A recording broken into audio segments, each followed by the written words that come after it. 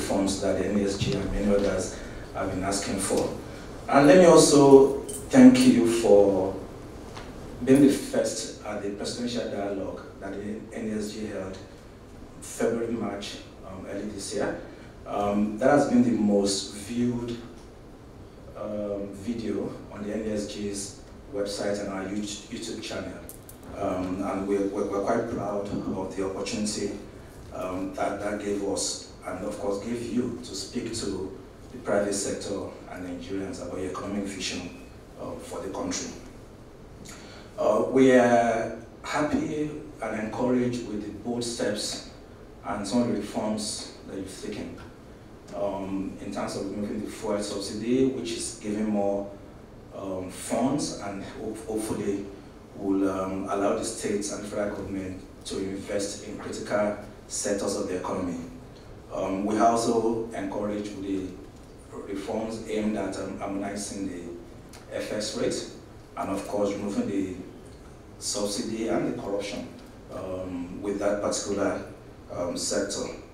We know there's a lot to be done in terms of tackling inflation, but we are aware of the various steps around food security and palliatives that the government is embarking on across the various states. We will ask and encourage that there will be a lot of transparency and accountability in the distribution of those palliatives so that they really can get them to the poor and needy Nigerians who barely need the assistance. Having said that, there are quite a number of other action steps, other reforms that we are all eager and waiting. And we are glad again that the FEC, the Executive Cabinet, has now been inaugurated. We'll be working with quite a number of our colleagues in the ministries to push some of your reforms agenda along the 8-point agenda, which in our view speaks to the critical issues affecting us as a nation, from insecurity to economic growth to job creation, and of course to an enabling environment for the private sector.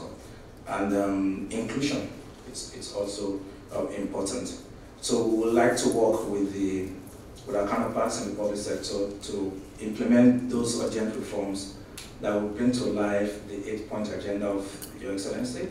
But more importantly, that will also help to drive investment, be it domestic investment and of course international investment.